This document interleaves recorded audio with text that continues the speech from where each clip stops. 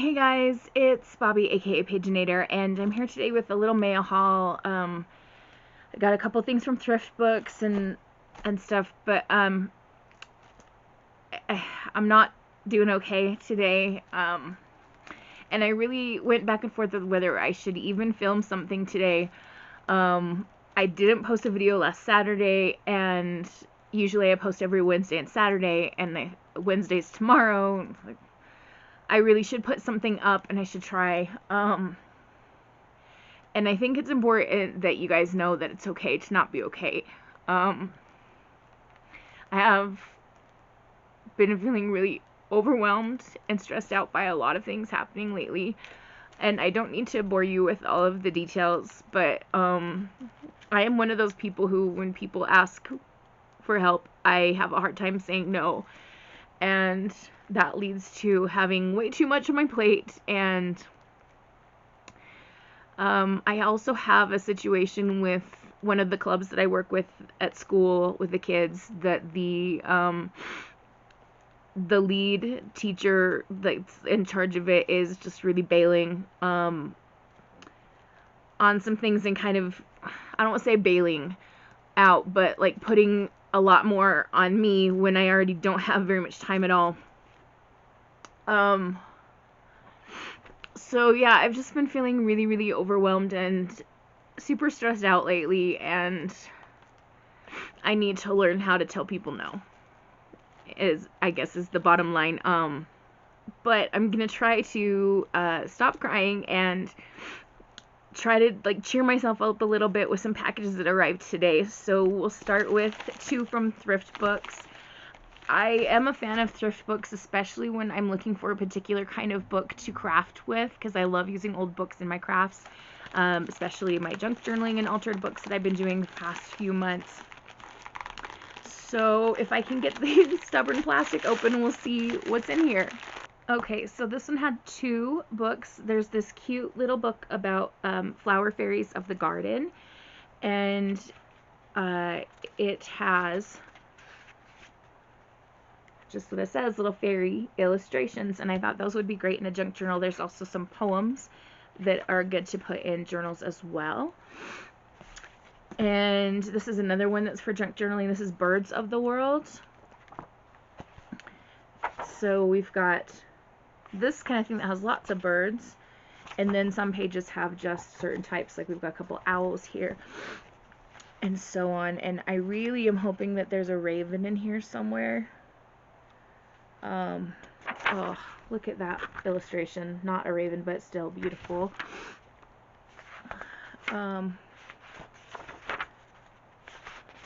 there's not a table of contents, so I'm gonna have to page by page flip through this later on and see. And then here's another package from thrift books. So this one I got because I thought it would be funny to read. It was recommended on the site. It's called Texts from Jane Eyre and Other Conversations with Your Favorite Literary Characters. So in the contents page, I'm seeing some characters from Greek mythology, like King Midas. I'm seeing some English texts, like Hamlet and King Lear, of course, by Shakespeare. John Donne is in here. Don Quixote, not an English text, but has been translated into English. Some poets like Wordsworth, philosopher Descartes, Samuel Taylor Coleridge. And then we move into pieces from Jane Eyre, Pride and Prejudice, Oliver Twist, Emma, Great Expectations, Treasure Island.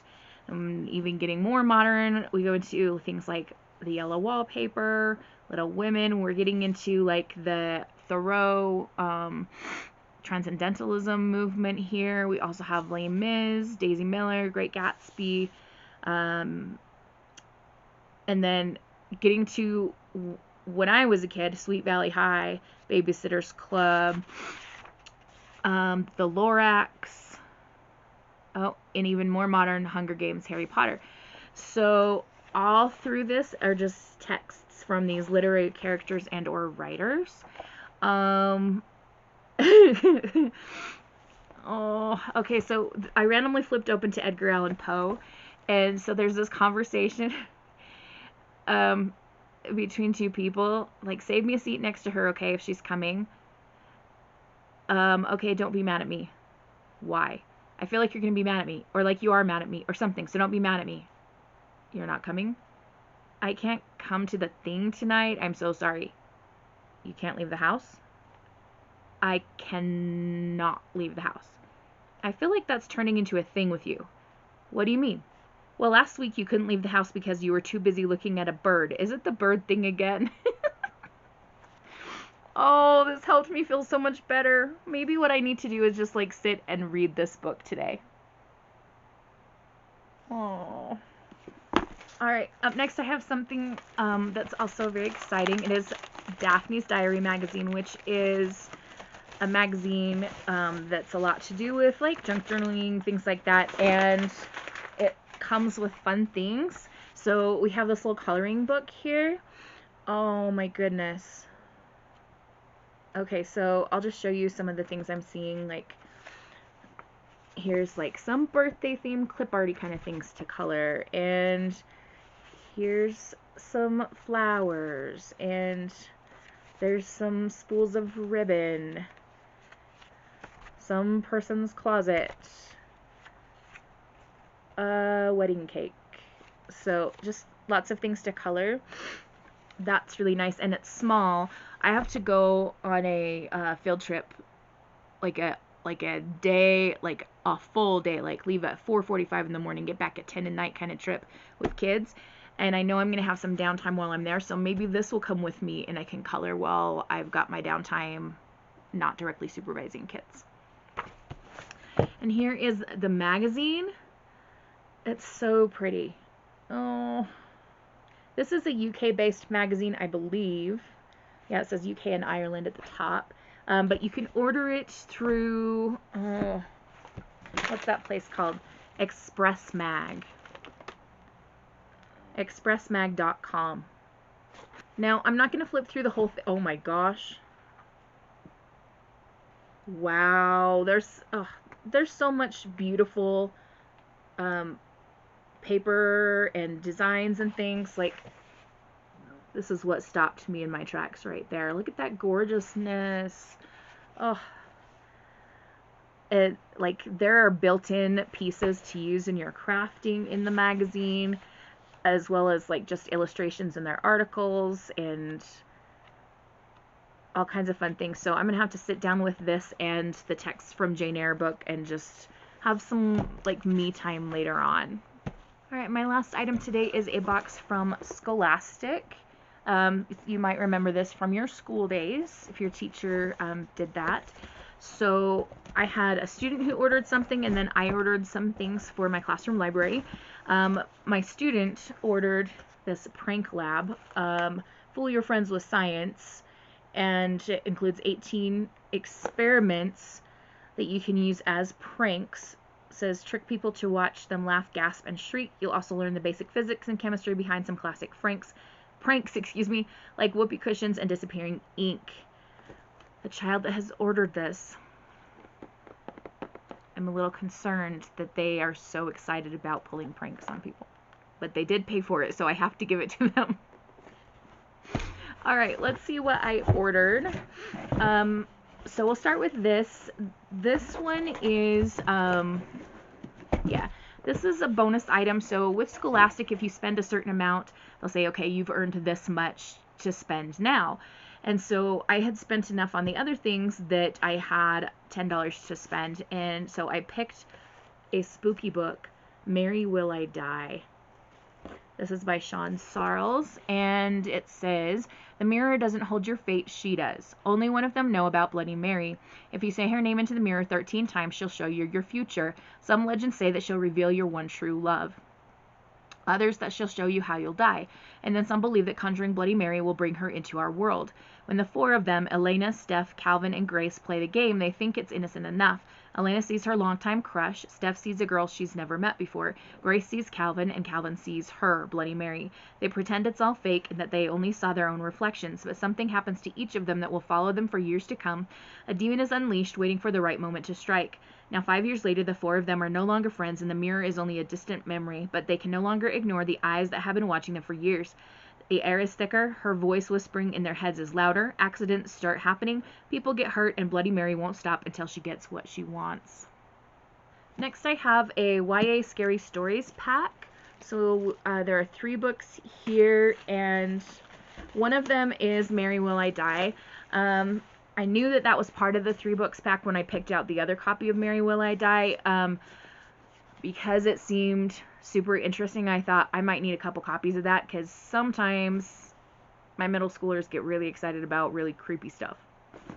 Either way, I'll have 2 copies, so there we go. Maybe what I'll do is just put one in the classroom library, and then if the first one gets damaged or lost or whatever, then I can replace it with that one. And then the other 2 in that pack, we have Darkness by Christopher Cravatin and Red Rover by Christopher Cravatin. Spooky books are also cheering me up. Is that weird? So let's start with Darkness. What is happening on Founders Island? Alec is a new kid on Founders Island, an isolated place where most people have lived their whole lives. His friend Hannah's family goes back for generations, but even she doesn't know the island's deepest secrets. Life is normal on the island until one day all the light goes out. Not just the electricity, the sky as well. Founders Island is plunged into complete darkness, then just as abruptly the light returns until it goes out again. The darkness keeps coming back, and in the darkness horrible things await. And then Red Rover says that they shouldn't have stopped the car, ... When Amy sees a dog stranded on the side of the highway, she knows what she has to do. She tells her dad to stop the car. She can't understand why anyone would abandon a dog in such a way, tied up and blindfolded. Amy's parents say that they'll only keep the dog until they can find him a new home. Amy's younger sister names the dog Rover. They take Rover into their house and their family, and once he's there, he doesn't want to leave. Amy loves dog, but she starts to worry when strange things begin to happen in the house. Objects move, lights go off, accidents happen. Soon, Man's best friend has turned into Amy's worst nightmare. The problem isn't Rover's bark or his bite, it's even creepier than that.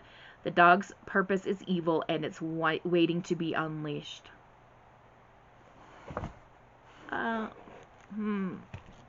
Yikes. Lastly, we have another pack. This is the Teen Horror Pack, and we've got 3 more books here. My owl crate was supposed to have arrived by yesterday, but when I checked the tracking last, it had just left Texas like late last night. So hopefully by Saturday's video, we'll have an owl crate to unbox. But for now, let's start with Mary Downing Hahn, Guest. Mary Downing Hahn is a great spooky middle grade author. This one says, truth to tell, it scared me to think of going off on my own. I'd never been farther from home than Lower Hexham, just a mile down the road. On the other side of the village was Mirkwood, where even the bravest boys dared not go, and beyond Mirkwood were the dark lands. If it hadn't been for me, my brother would be in Mam's arms, and the changeling would be, well, wherever he should be, not here. So no matter how scared I was, I had to make things right. Me, Molly Cloverall, all by myself, I would rescue my baby brother. Changelings are creepy. We have Escape by K.R. Alexander. I am not a fan of this cover, but I know some of my students will be intrigued by it. We've got some theme park rides in the background. I don't know if you can see those. Step inside if you dare. Welcome to Escape. It's the biggest adventure park in the world, but it's more than just rides and roller coasters. At Escape, you can do anything you want and be anyone you want with no adults around to tell you no.